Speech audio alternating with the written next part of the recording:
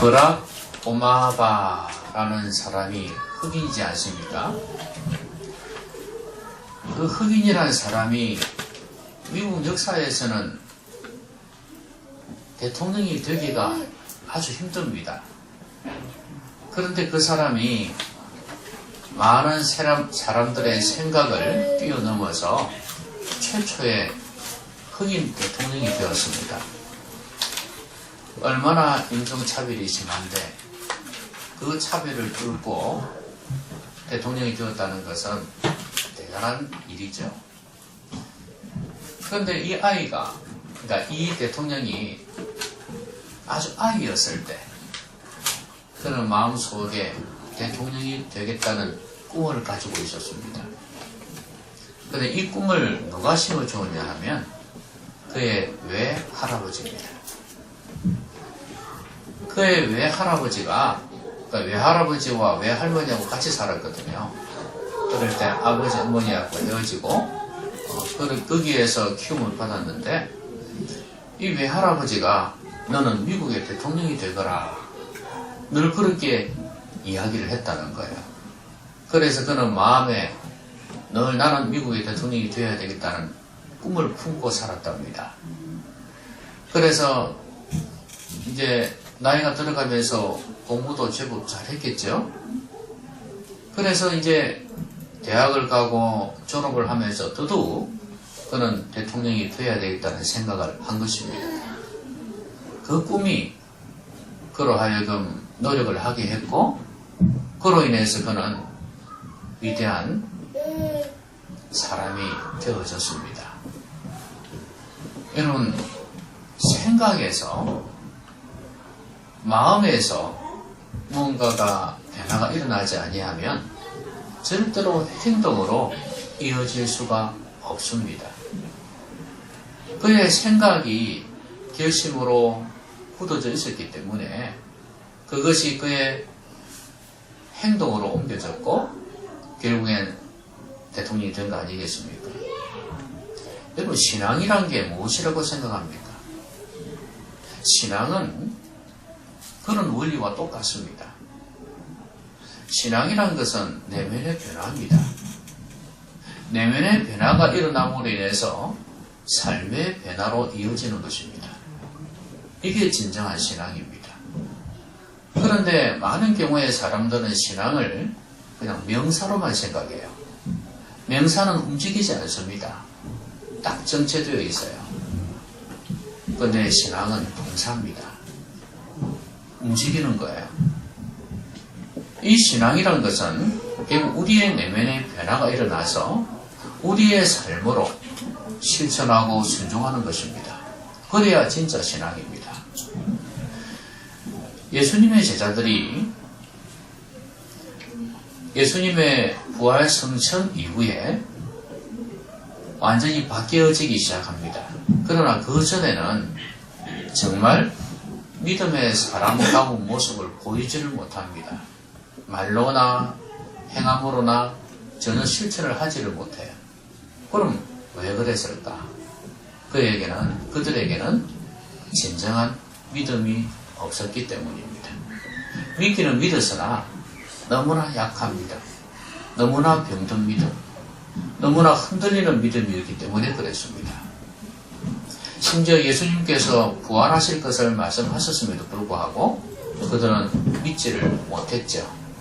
심지어 몸까지 보여주면서 내가 부활한 그리스도다, 예수다, 그렇게 말씀을 하셔도 여전히 믿지를 못했습니다.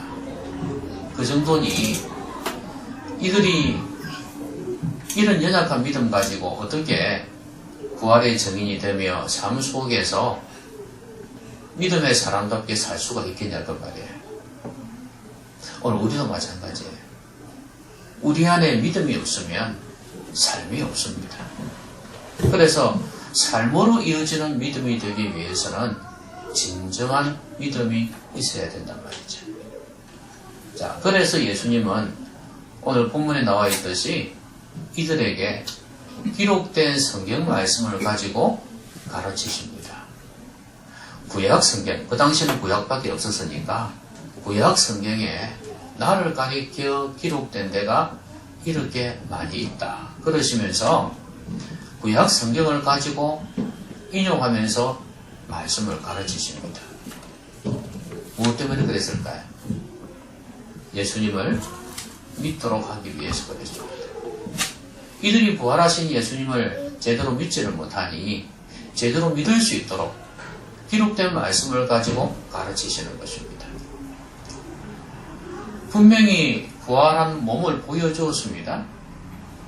그렇음에도 불구하고 그들은 온전히 믿지를 못했기 때문에 이것만 가지고 안 되겠구나. 또 설령 처음에는 귀신이라고 생각했다가도 진짜 예수님이구나 믿었습니다. 나중에는 믿게 되는데, 그러나 아직 믿음이 흔들리고 있을 때 그때 기록된 말씀을 가지고 그들에게 확고한 믿음을 심어준 것입니다.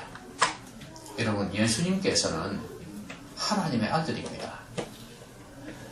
예수님께서는 하나님이시기도 합니다. 그 예수님께서 성경 말씀, 기록된 성경 말씀을 중히 여기시고 그걸 통해서 예수님 자신뿐만 아니라 제자들에게까지 참된 자기 정체성, 그 다음에 믿음을 갖도록 하신 것입니다. 그렇다면 우리는 말할 것도 없죠. 우리 역시도 하나님의 기록된 말씀을 귀히 여겨야 된다, 그 말입니다. 기록된 말씀의 가치가 얼마나 대단한지를 보여주는 구절 아니겠습니까? 그래서 우리도 이 하나님의 기록된 말씀을 중히 여겨야 합니다. 뭘 하려고요? 거기에서 예수님에 대해서 바로 알고 진정한 믿음을 가지도록 하기 위해서 그렇습니다. 참된 믿음을 가지기 위해서는 기록된 말씀을 가까이 해야 합니다. 그래서 참된 믿음이 생길 때 그제서야 이제 행동으로 나타나기 때문입니다. 예수님의 제자들은 이런 예수님의 말씀을 통해서 이제 새롭게 깨닫게 되고 부활하신 예수님을 굳게 믿고 그 다음부터는 이제는 뛰쳐나가고 싶은 그런 충동으로 가득 찼습니다. 가만히 있을 수가 없었어요. 전하고 싶었어요. 이렇게까지 바뀌게 된 것입니다. 옛날에는 예수님 하면 그냥 십자가에서 죽은 선생님이 같은 편이 되었다간 큰일 나겠구나 싶어서 도망다녔던 사람들인데 이제는 예수님을 전하고 싶어서 야단이다, 그 말이죠. 그런데 예수님께서 이들에게 말씀을 통해서 예수님에 대한 분명한 신앙을 심어주시고 난 뒤에 이런 말씀하셨어요. 너희는 부활의 증인이다. 너희는 이 모든 일의 증인이다. 이렇게 말씀하셨어요. 그러니까 예수님의 십자가에서 죽으실 것, 그 다음에 부활하실 것, 이게 구약 성경이 기록이 되어졌단 말이죠. 이 내용을 가지고 가르치시고 난 뒤에 너희는 이 모든 일의 증인이라는 거예요. 여러분, 예수님의 제자들은 예수님을 봤지 않습니까? 그렇죠? 부활하신 예수님도 봤고 또 예수님과 함께 있었습니다. 그렇기 때문에 예수님을 얼마든지 증언할 수 있습니다. 그런데 오늘 우리는 아니지 않습니까? 우리는 예수님의 증인이 되기가 너무 힘들어요. 왜요? 예수님을 못 봤기 때문입니다.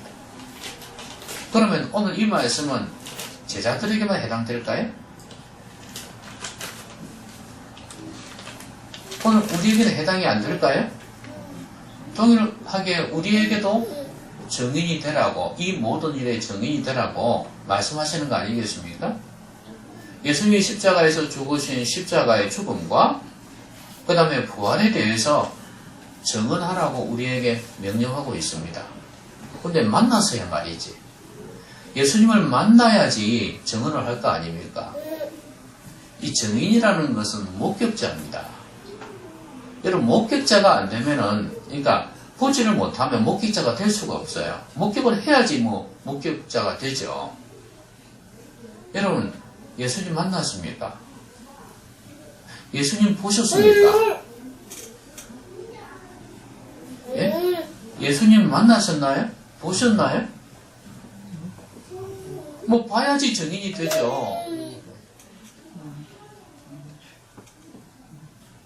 아마 속으로 이런 생각할 겁니다. 내가 믿음이 없지만 믿음 좋다는 사람도 예수님을 만났겠어? 시대가 다른데 그러면서 뭐 나나 믿음 좋다 하는 당신들이나 똑같구만 이렇게 속으로 생각할지 모르겠습니다. 근데 예수님을 만나는 것은 영으로 만나는 것입니다. 지금 예수님은 안 계십니다. 천국에 하늘 보좌 우편에 계십니다. 그러면 예수님은 성령으로 오셨습니다. 성령의 다른 이름이 하나님의 영이요 그리스도의 영입니다. 예수의 영이란 말이에요. 이 성령님께서 예수님으로 오신 것입니다. 그래서 우리 가운데 성령님이 역사하시면 그리고 성령께서 내 안에 계시면 내가 예수님을 영적으로 만나게 되는 것입니다. 왜냐하면 예수님이 믿어진다는 것은 예수님이 내 안에 오신다는 겁니다. 성령님의 역사 없이는 이게 불가능합니다. 여러분, 예수님 만나셨습니까? 아멘. 예수님 만나셨습니까? 아멘. 영으로 만나셨습니까? 아멘. 한 사람밖에 없는 것 같네. 자, 예수님 만나셨죠? 참 엎드려 절박기식이네요. 이거는 그러면 안 되는데 다른 건 몰라도 이거는 그러면 안 되는데 여러분 영적으로 예수님이 생생하게 현장에 있는 것처럼 그렇게 느껴지시냐고 말이에요. 예수님이 믿어지냐고 말이에요. 아, 예수님께서 나를 위해서 십자가에서 죽으셨구나. 그게 믿어지냐고 말이에요. 그리고 부활하신 것이 믿어지냐고 말이에요. 그렇다면 예수님은 나는 예수님을 만난 것입니다. 그래야 증인이 되죠. 영적으로라도 목격을 해야죠. 그래야 증인 안 되겠습니까? 여러분, 사도 바울이 왜 사도 바울인지 아십니까? 사도 바울은 12제자에 포함이 안 됩니다. 그럼에도 불구하고 그의 사도성을 의심하는 사람들이 많았음에도 불구하고 그는 굳이 자신을 사도라고 이야기합니다. 왜요? 예수님 만났다는 거예요. 어떻게 만났는데? 여러분 다 아시듯이 다메섹 도상에서 영적으로 만났습니다. 예수님의 음성을 들었어요. 그 경험을 사도 바울은 잊을 수가 없었습니다. 그래서 나도 사도다. 사도는 보냄받은 사람이거든요. 나는 주님으로부터 친히 이방인을 위한 택한 그릇이라고 보냄받은 사람이다. 그래서 편지를 쓸 때마다 그는 사도라고 고백을 하고 있지 않습니까? 여러분, 영적으로 주님을 믿고 만나면 주님을 만난 것입니다. 그리고 그런 만남에 있는 사람은 증인이 될 수 있습니다. 근데요, 구약 성경에 기록된 내용을 예수님께서 말씀하실 때 예수님의 고난과 죽음, 그 다음에 부활에 대해서 말씀하시고 또 이런 말씀도 하셨어요. 죄의 사함을 얻게 하는 회개가 예루살렘으로부터 시작해서 땅끝까지 이르게 될 것이라고 말씀하셨어요. 자, 죄의 사함을 얻게 하는 회개가 어떻게 해서 이렇게 땅끝까지 전파가 되나요? 여러분, 죄 사함을 얻게 하는 회개라는 것은 회개를 하는데 진정한 회개라는 거예요. 더더구나 죄를 자백하는 회개입니다. 아니, 회개가 죄를 자백하는 거지 뭐 다른 거 있나 하는 생각이 들 수 있지만 여기서는 경우가 다릅니다. 예수 그리스도를 믿어서 자신의 죄를 자백하고 예수님을 믿어서 죄사함을 받는 걸 이야기하는 거예요.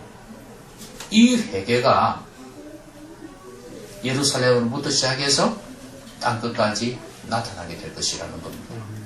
그럼 이게 어떻게 이루어집니까? 복음 증거를 통해서 이루어지는 거 아니겠습니까? 이런 회개가 일어난다는 거예요. 구원에 이르는 회개이기도 합니다.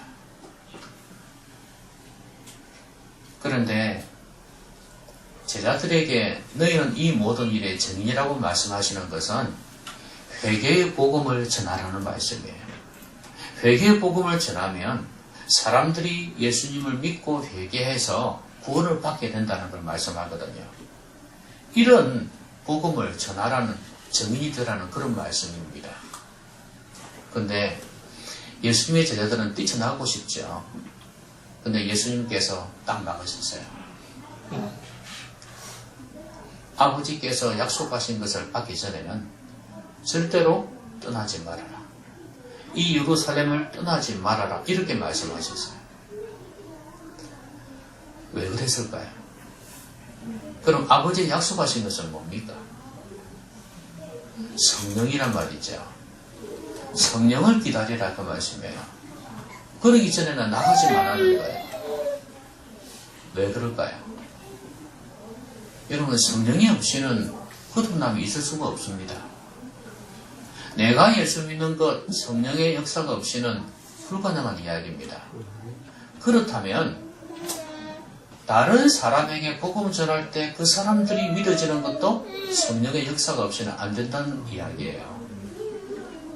성령님의 역사가 있어야지 그들이 예수님을 믿게 되어진다는 것을 말씀하는 겁니다. 그러니까 성령의 충만함 받고 성령의 능력을 받아서 복음을 전해야 죄사함을 얻게 하는 회개가 이루어진다 그 말씀이에요. 여러분, 우리는 예수 믿는 사람으로서 무엇을 해야 될 것인가를 고민해 봐야 합니다. 이제 우리는 다른 사람에게, 아니 우리의 삶에서 무언가가 나타나야 된다고 말해요. 왜냐하면 진정한 믿음은 내면의 변화고 내면의 변화는 삶의 변화로 이어지기 때문에 그렇습니다. 그러니까 우리가 이런 진정한 변화를 이루려면은 하나님의 말씀을 통해서 굳건한 믿음을 가지는 게 중요합니다. 하나님의 말씀, 기록된 말씀을 잘 듣고 묵상하는 가운데에서 믿음을 가져야 돼요. 그래야 이 믿음이 있을 때 우리는 삶 속에서 예수님의 증인으로서 살아갈 수 있다는 걸 말씀하는 거예요. 그리고 또 하나는 성령의 충만함입니다. 내가 그랬듯이 다른 사람도 믿어지려면 성령의 역사 없이는 안 된다 그 말입니다. 왜 그럴까요? 영적 전쟁이기 때문이에요. 왜 이 제자들을 보고 예루살렘을 떠나지 말라고 그렇게 당부하시냐 하면 너희들이 나가봤자 백전백패라는 거예요. 성령의 능력 없이는 실패다. 이 일에는 영적인 싸움이 있기 때문에 그렇습니다. 여러분도 다 아시듯이 제자들이 복음을 전할 때 얼마나 많은 반대에 부딪혔습니까? 사도 바울도 마찬가지 아닙니까? 가는 곳마다 귀신이 역사하고 권력자들이 박해하고 핍박하고 그러지 않습니까? 그렇게 힘든 일들을 겪었습니다. 그럼에도 불구하고 성령 받았기 때문에, 성령의 능력이 있었기 때문에 넉넉히 아니겠습니까? 그래서 성령의 능력이 필요한 거예요. 여러분, 우리가 전도하는 것은 쉬운 일이 아닙니다. 한 영혼 한 영혼이 하나님 앞에 바로 서게 하는 거 성령의 능력 없이는 안 됩니다. 지금 저는 교회를 오고 말고 하는 문제가 아니에요. 그걸 말하는 게 아니에요. 여러분, 교회를 수백 명이 와도 예수님을 제대로 믿지 않는다면 무슨 의미가 있습니까? 그렇죠? 어디 목사가 사업하는 사람입니까? 헌금 많이 해서 그 헌금으로 먹고 살기 위해서 목회합니까? 교회는 그런 것을 위해서 존재합니까? 아니잖아요. 영혼들이 구원받는 거, 이게 목회자뿐만 아니라 교회의 가장 큰 사명 아니에요? 그렇다면 예수님을 제대로 믿는 게 중요합니다. 성령의 역사가 있어야 된단 말이에요.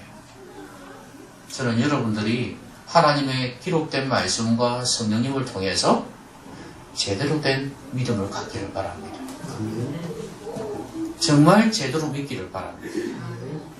복음을 제대로 알고 예수님을 제대로 알고 제대로 믿기를 바라요. 그리고 다른 사람에게 전해주려면 이 확신이 있어야 되지 않겠어요? 내가 믿는 믿음이 확실해야지 다른 사람에게 복음을 전할 수 있지 않겠냐 그 말이에요. 그리고 기도도 할 수 있지 않겠냐 그 말이에요. 여러분 성령의 도움을 구할 겁니다. 왜냐하면 성령의 도우심 없이는 믿어지지를 않기 때문에 그렇습니다. 여러분 주위에 이 사람 꼭 전도했으면 좋겠다 싶은 사람이 있을 때 성령의 역사를 위해서 기도 많이 하셔야 됩니다. 이제 또 우리가 초청주의를 한번 가져야 되겠는데요. 한 6월달쯤 6월 한 셋째 주쯤이나 한번 가졌으면 좋겠습니다.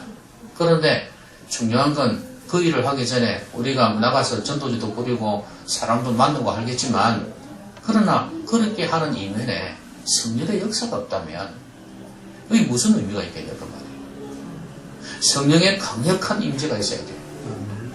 여러분 지금 예수님께서 제자들에게 예루살렘을 떠나지 말고 기다리라 그랬지 않습니까? 그냥 가만히 입 벌리고 홍시 떨어지듯이 기다리고 있으란 그 말입니까? 아니죠. 자, 예수님의 제자들이 뭐 했습니까? 전혀 기도에 힘쓰니라 그랬죠. 그러니까 전이라는 말은 오로지란 말로 번역이 되어졌는데 이거는 뭐냐? 몰입이에요. 이 하나만을 바라본다는 거예요. 그래서 성령만을 기다렸다는 거예요. 다른 거 기다리지 않았다는 거예요. 지금 이 상황 속에서 다른 거 필요 없다는 겁니다. 제일 중요한 거, 가장 긴급한 거, 성령의 충만함이었어요. 그래서 이것을 이 성령님을 얼마나 사모했는지 모릅니다.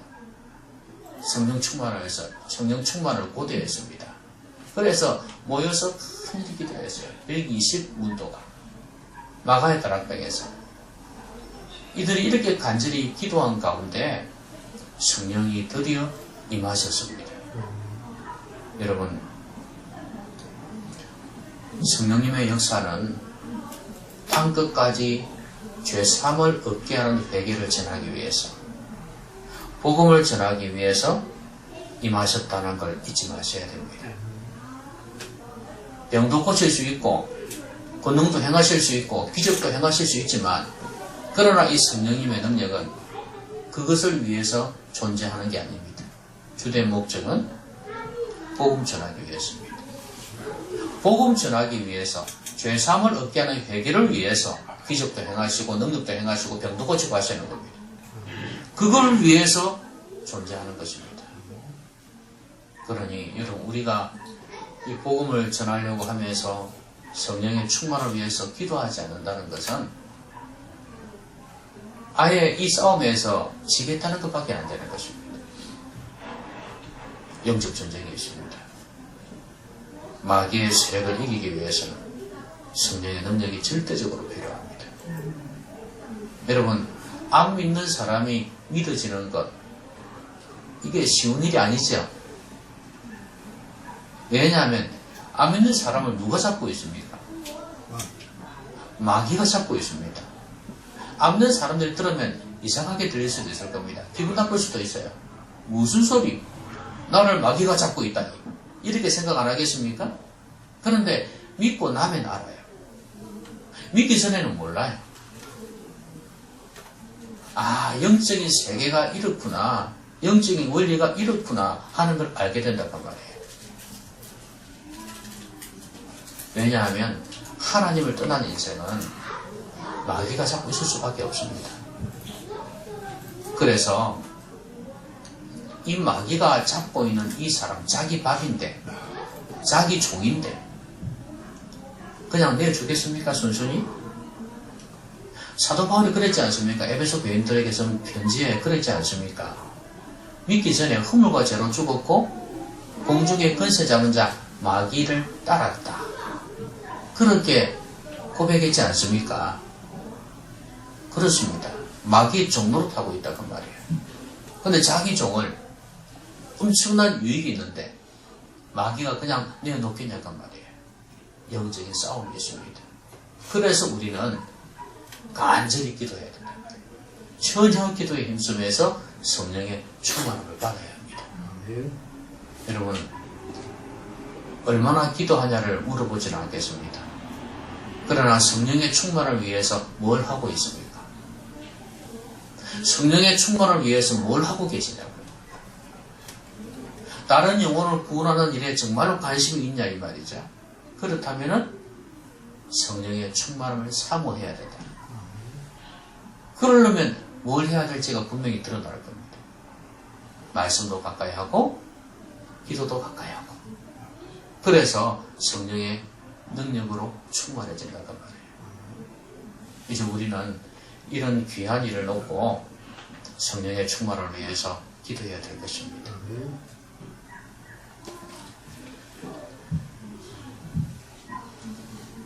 그런데 이 제자들이요, 예수님을 보냅니다. 아니, 예수님이 떠나가시죠. 승천하십니다. 하늘로 들려 올라가십니다. 무엇을 타고요?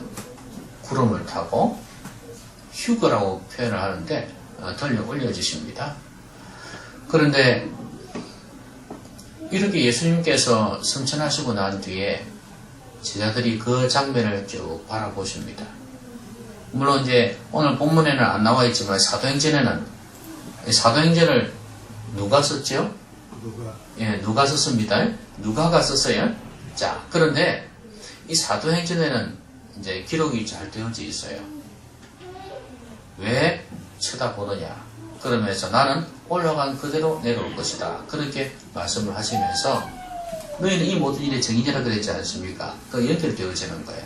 오직 성령이 너희에게 임하시면 너희가 권능을 받고 예루살렘과 온 유대와 사마리아와 땅끝까지 이르러 내 증인이 되리라. 이렇게 말씀하셨단 말이에요.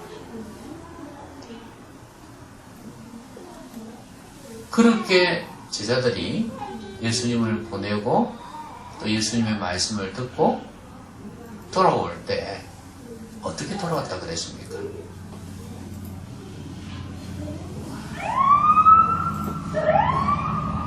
예수님 선생님을 보냈습니다. 이 땅에서는 다시 만날 수가 없어요. 많이 울었겠죠, 그죠? 그죠? 예수님을 보냈으니까 많이 울었겠죠? 울면서 돌아왔죠? 어떻게 돌아왔나요? 큰 기쁨으로 돌아왔어요. 왜 이렇게 기뻤을까요? 아니, 사랑하는 선생님을 보냈는데 왜 이렇게 기뻤겠어요?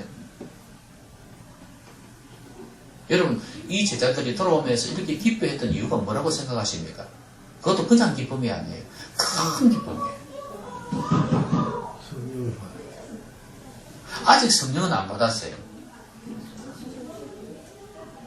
예수님이 다시 오실 거라는 걸 믿었기 때문에 또요.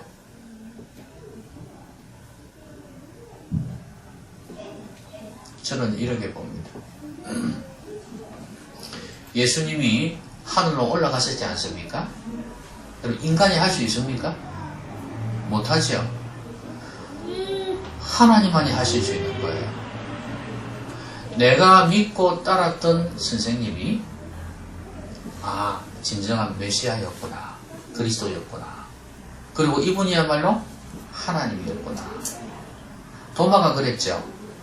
예수님의 못자국을 만져보면서 뭐라고 그랬습니까? 나의 주, 나의 하나님이십니다 그랬거든요. 그러니까 이 사람들 고백이 그렇게 되지 않겠습니까? 아, 진짜 하나님이구나. 자기가 섬겼던 예수님이 그런 분이라는 걸 다시 한 번 더 하늘로 올라가는 걸 보면서 묻게 됐지 않습니까? 주님에 대한 뚜렷한 확신입니다. 그리고 내가 모든 걸 버려두고 예수님을 따랐을 때 이게 헛된 일이 아니었구나 하는 거죠. 내 선택이 헛된 일이 아니었구나. 정말 바른 선택을 하고 따라왔구나. 그거에 대한 확신이에요. 그러면서 동시에 앞으로 내가 뭘 하며 살아야 되겠구나 하는 걸 깨닫게 될 거예요. 사명입니다. 여러분, 사람이요, 내가 뭘 해야 되겠다 하는 걸 아는 거요, 이거 큰 축복이에요. 기쁨이에요. 사명을 발견한다는 거, 내 인생을 살면서 이걸 하면서 하나님 기뻐하는 것 중에 그게 뭔지 사람마다 다르겠지만 이걸 하면서 내가 살 수 있다는 것은 얼마나 기쁜지 몰라요. 결국에는 참된 하나님을 만났다는 것, 그 다음에 자신의 사명을 발견했다는 것, 이것이 큰 기쁨의 원인이었습니다. 큰 기쁨의 원인. 그러니 이런 기쁨을 가지고 돌아왔으니 예수님 말씀하신 대로 성령을 기다리지 않겠습니까?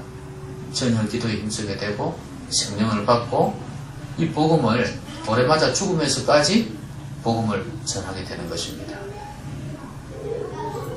여러분, 이 큰 기쁨이 있어야 합니다. 여러분에게 이 큰 기쁨이 있습니까?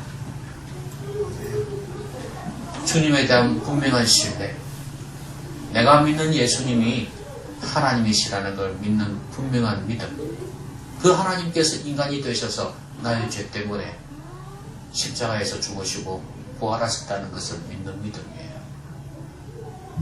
이 믿음과 함께 내가 앞으로 뭘 해야 되겠구나. 아, 내 사명이 바로 이거구나. 이거 하다가 죽어야 되겠구나 하는 걸 깨닫게 되는 거예요. 이 사람은 영원히 기뻐할 수밖에 없습니다. 그리고 이것을 막을 자가 아무도 없습니다. 어떤 권력자라도, 어떤 마귀라도, 마귀의 종이라도, 어떤 큰 산이라도 절대 막을 수가 없어요. 이 기쁨은 죽는 그날까지 유지될 것입니다. 이게 바로 참된 믿음을 가진 자의 모습이에요. 이게 성도란 말이에요. 말씀드리겠습니다. 성도가 뭡니까? 믿는다는 게 뭡니까? 우리는 지난 부활주일에 부활신앙에 대해서 살펴보았어요. 과연 믿는 게 뭡니까? 내면의 변화가 일어납니다. 그래야 행동으로, 삶으로 변화가 나타납니다. 그런데 오늘날 많은 사람들이 명사적인 믿음을 가지고 있어요. 왜냐하면 안에 변화가 없다는 이야기예요. 종교라는 이야기예요. 종교에는 변함이 없어요. 안에서 진정한 변화가 일어나야 돼요. 그러려면 기록된 하나님의 말씀을 통해서 우리 주님께서 어떤 분이신지를 분명히 아는 게 중요합니다. 하도 믿음이 없는 제자들이기에 다시 말씀을 깨우쳐서 가르쳐 주시잖아요. 그런데 이거 하나는 분명합니다. 엠마오로 가는 두 제자가 예수님께서 말씀을 풀어주셨거든요. 그때는 예수님인 줄 몰라서요, 그 사람들이. 그런데 야, 우리가 이 말씀을 들을 때 마음이 뜨겁지 아니하더냐, 이 말씀을 했거든요. 이 제자들이 예수님이 그렇게 하셨단 말이에요. 그리고 또 제자들이 있는데 나타나셔갖고 아까 말씀드린 대로 하나님의 말씀을 풀어주셨습니다. 그때 이런 표현이 있어요. 마음을 열어 깨닫게 하시고 이렇게 말씀하셨어요. 예수님이니까 가능한 이야기입니다. 그럼 오늘 우리는 성령, 예수의 영이신 성령님의 도우심이 있어야 된다. 우리가 확신을 가지려면 설교 말씀을 들을 때나 개인적으로 말씀을 묵상할 때 성령께서 강력하게 임재하셔야 돼요. 그래야 분명한 확신으로 영혼 깊숙이 젖어드는 확신으로 믿을 수 있다는 말이에요. 그러지 않고서는 내 안에 진정한 변화가 없습니다. 거듭남도 없고 내 영혼의 내적인 면에서 전혀 내면의 변화가 없어요. 그러면 안 나타납니다. 교회에 오는 거, 종교생활은 하겠지만 안 나타나요. 다시 한 번 더 믿음을 돌아보셨으면 좋겠습니다. 다시 한 번 더 나의 믿음을 돌아보셨으면 좋겠습니다. 내 안에 진정한 믿음이 있는가? 그리고 이 확신이 있을 때 우리는 증인이 될 수 있어요. 왜냐하면 영적으로 만나기 때문에. 그래서 다른 사람에게 증언할 수가 있는데 이때 역시 성령의 능력이 필요합니다.